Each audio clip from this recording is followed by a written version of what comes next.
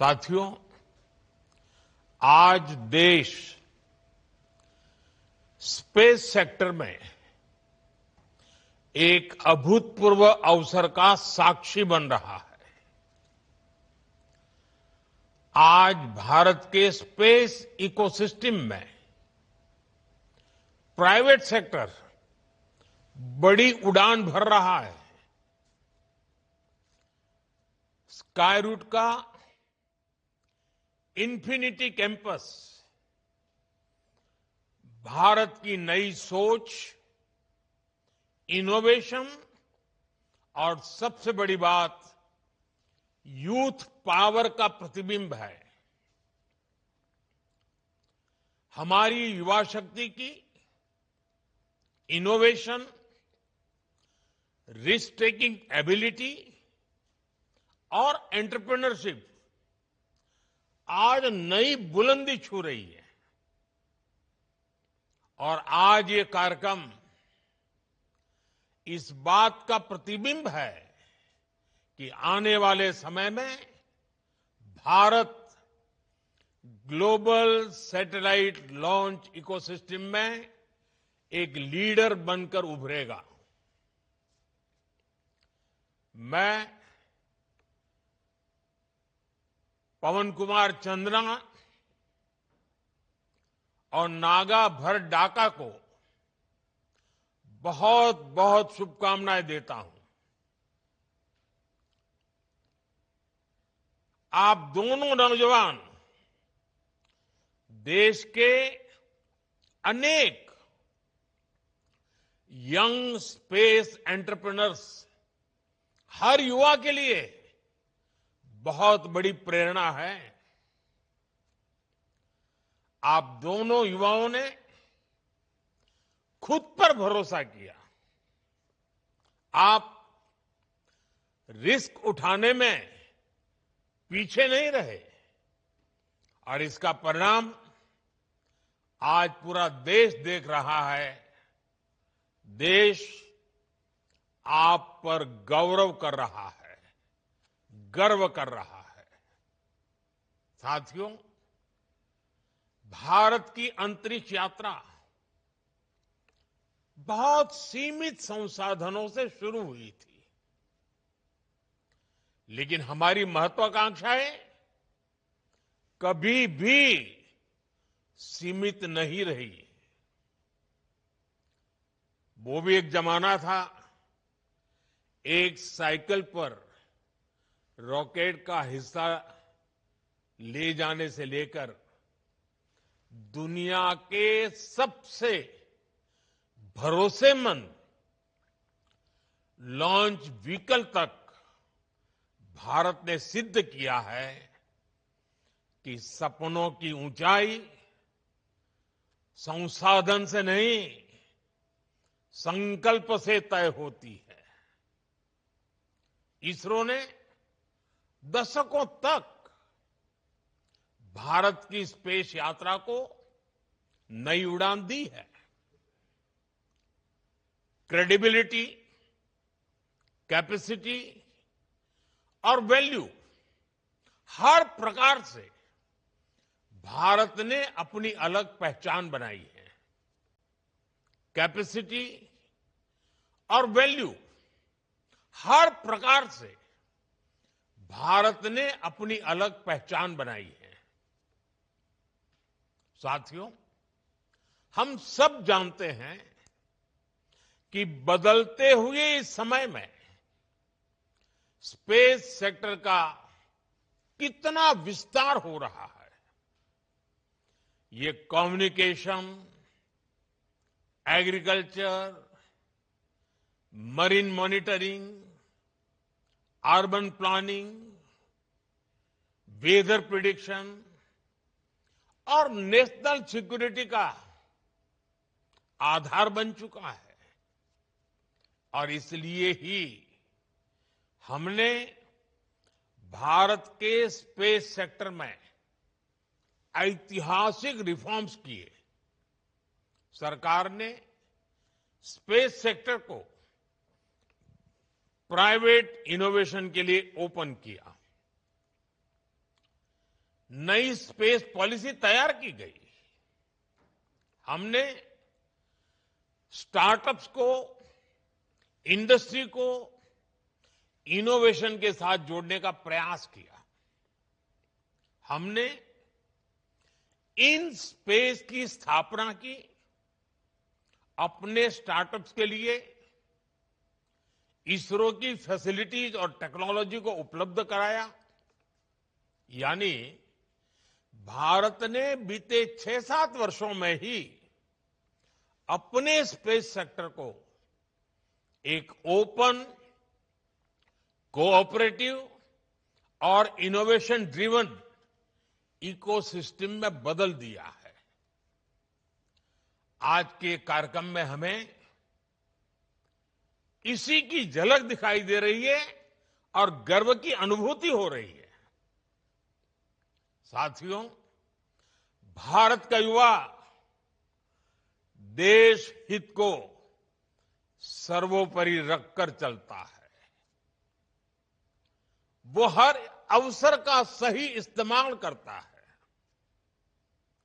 जब सरकार ने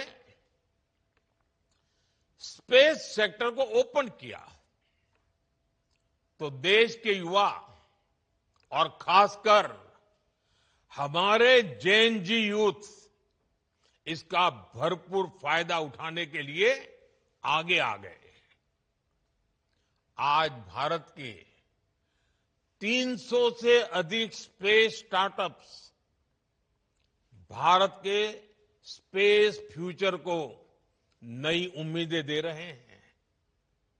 और इसमें भी खास ये कि हमारे अधिकार और हमारे अधिकतर स्पेस स्टार्टअप्स इसकी शुरुआत बहुत छोटी टीम से हुई है। और मुझे इन सबको पिछले 5-6 साल में लगातार मिलने का अवसर मिला है। कभी 2 लोग, कभी 5 साथी, कभी एक छोटा सा किराए का कमरा। टीम छोटी थी, संसाधन सीमित थे, लेकिन इरादे नई बुलंदी छूने के हैं। यही वो भावना है जिसने भारत में प्राइवेट स्पेस रिवॉल्यूशन को जन्म दिया है।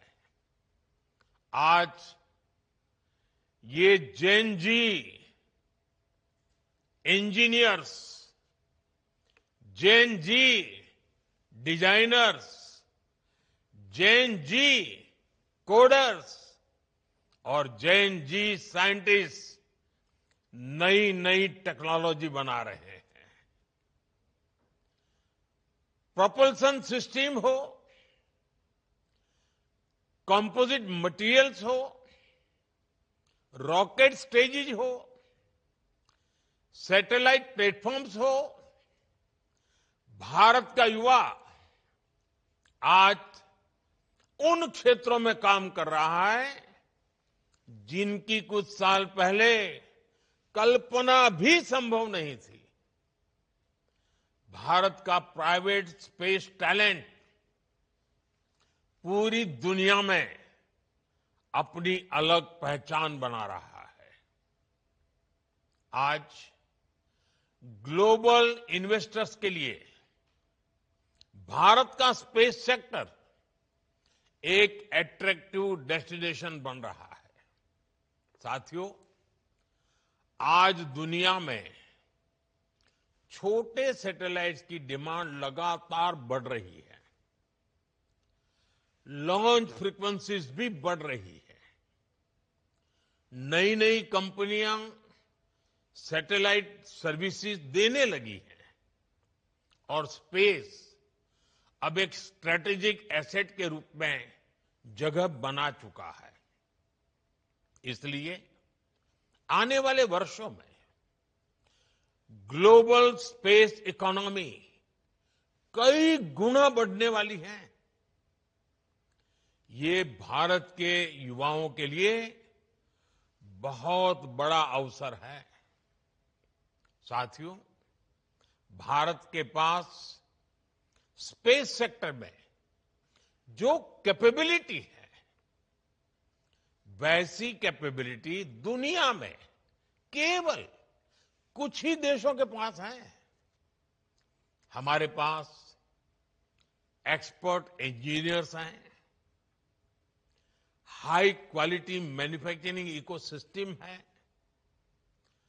वर्ल्ड क्लास लॉन्च साइट्स हैं और इनोवेशन को प्रोत्साहन करने वाला माइंडसेट है। भारत की स्पेस कैपेबिलिटी कॉस्ट इफेक्टिव भी है और रिलायबल भी है। इसी वजह से दुनिया की भारत से बहुत अधिक उम्मीदें हैं। ग्लोबल कंपनीज भारत में सैटेलाइट्स बनाना चाहती हैं, भारत से लॉन्च सर्विसेज लेना चाहती हैं,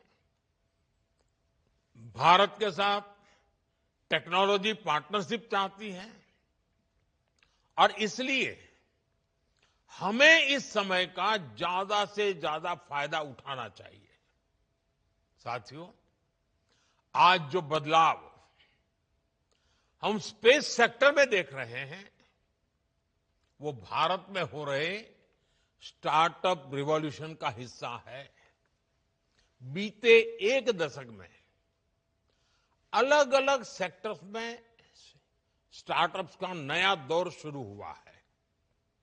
फिनटेक हो, एग्रीटेक हो, हेल्थ टेक हो, क्लाइमेट टेक हो, एजुटेक हो, डिफेंस टेक हो, हर क्षेत्र में भारत के युवा, हमारे जैन जी नए समाधान दे रहे हैं और आज मैं दुनिया के जैन जी को भी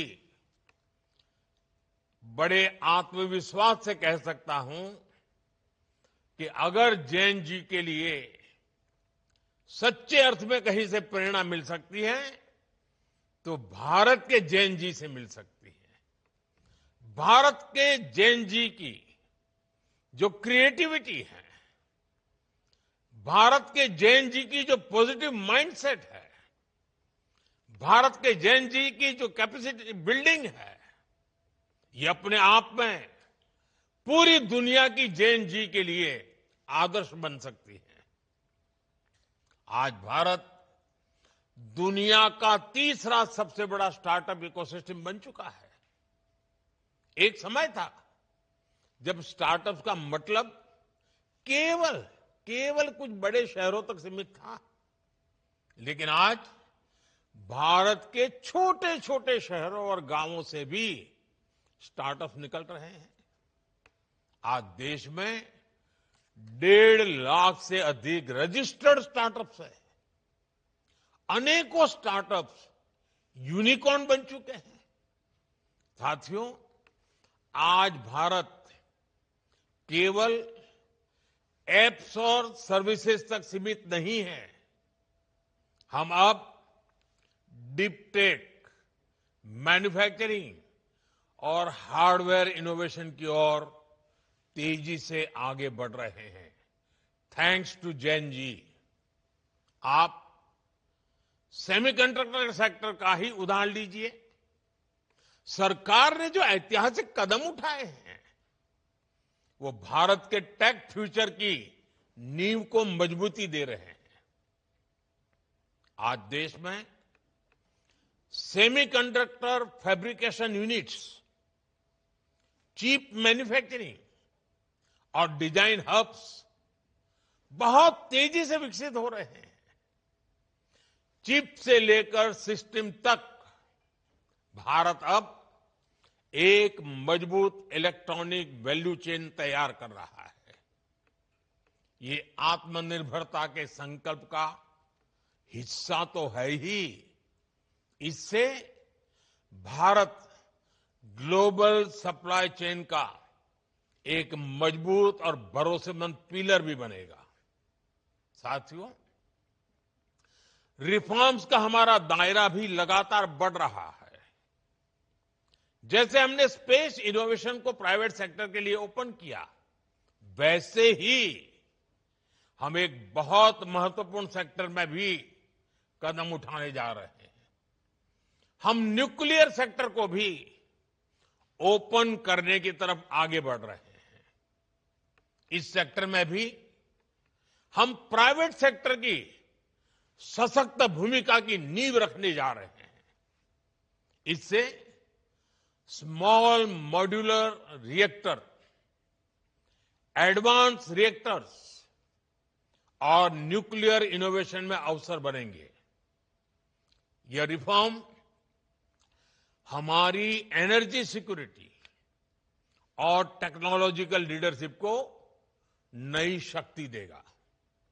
साथियों, आने वाला भविष्य कैसा होगा, ये बहुत कुछ आज हो रही रिसर्च पर भी निर्भर करता है।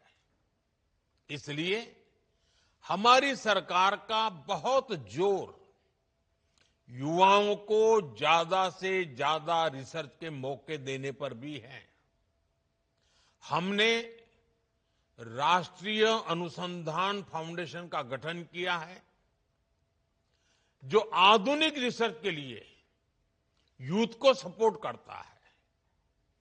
वन नेशन, वन सब्सक्रिप्शन, इससे सभी छात्रों की इंटरनेशनल जर्नल्स तक पहुंच आसान हुई है।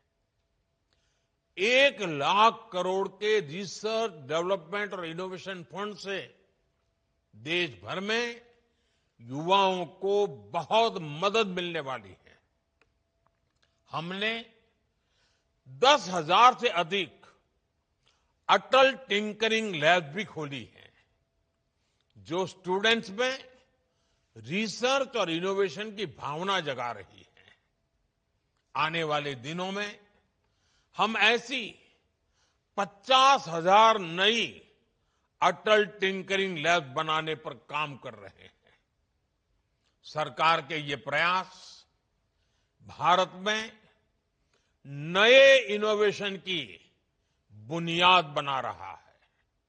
साथियों, आने वाला समय भारत का है, भारत के युवाओं का है, भारत के इनोवेशंस का है। कुछ महीने पहले स्पेस डे के अवसर पर मैंने हमारी स्पेस एस्पिरेशंस की चर्चा की थी। हमने तय किया था कि आने वाले 5 वर्षों में भारत अपनी लॉन्च क्षमता को नई ऊंचाइयों तक ले जाएगा। हमने ये भी निश्चय किया था कि भारत के स्पेस सेक्टर में 5 नए यूनिकॉर्न तैयार होंगे। स्काई रूट की टीम जिस प्रकार आगे बढ़ रही है, उससे ये तय है कि भारत अपने हर लक्ष्य हासिल करके रहेगा। साथियों, मैं भारत के हर नौजवान को, हर स्टार्टअप, साइंटिस्ट, इंजीनियर, एंटरप्रेन्योर को भरोसा देता हूं। और मेरे नौजवान साथियों, ये मेरी गारंटी है, सरकार हर कदम पर आपके साथ खड़ी है। मैं एक बार फिर स्काई रूट की पूरी टीम को बहुत बहुत बधाई देता हूं और उन सभी लोगों को शुभकामनाएं देता हूं जो भारत की स्पेस जर्नी को नई गति दे रही है। आइए, धरती हो या फिर अंतरिक्ष, 21वीं सदी को भारत की सदी बनाएं। आप सबका बहुत बहुत धन्यवाद, बहुत बहुत शुभकामनाएं।